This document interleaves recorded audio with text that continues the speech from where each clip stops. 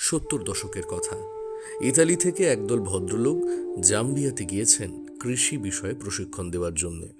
তারা লক্ষ্য করলেন স্থানীয় মানুষের এ বিষয়ে কোনো উৎসাহ নেই। এত উর্বর জমিতে চাষ করবার জন্য কেউ আগ্রহ দেখালো না। এমনকি জানা গেল কখনো কখনো টাকা দিয়েও তাদের চাষ করাবার জন্য নিয়ে আসতে হয়। অবাক হলেও কেউই তাদের জিজ্ঞাসা করল না এই উৎসাহহীনতার কারণ কি। ভাবখানি এই, আমরা আমাদের জানা উন্নত পদ্ধতিতে চাষবাস শিখিয়ে জাম্বিয়ার মানুষদের দুর্ভিক্ষ থেকে বাঁচাবো।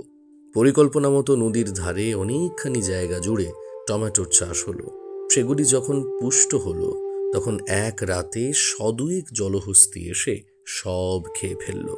ভদ্রলোকদের হতবাক দেখে স্থানীয় মানুষ বলল, এই জন্যই তো এখানে কোনো চাষবাস নেই। তোমরা আমাদের আগে কথা বলনি কেন? এই জিজ্ঞাসার উত্তরে তারা বলল, আপনারা তো কখনো জিজ্ঞাসা করেননি।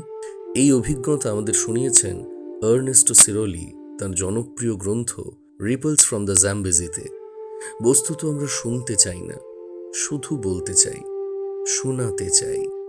ধৈর্য সহকারে অন্যের কথা শোনা আমাদের জীবনে খুব গুরুত্বপূর্ণ। ব্যক্তিগত পরিসরে সুসম্পর্ক তৈরি করতে আমরা সদাই আগ্রহী, কিন্তু তার জন্য মূল্য দিতে কি সত্যি প্রস্তুত? আমরা যখন কোনো মানুষের সংস্পর্শে আসি তখন তার সম্পর্কে কতটা জানি তার থেকেও গুরুত্বপূর্ণ আমরা তার বিষয়ে কতটা আগ্রহী, কতখানি সংবেদনশীল, কতখানি যত্নবান। এমন ব্যক্তির কাছেই মানুষ ভরসা করে মনের কথা বলতে পারে।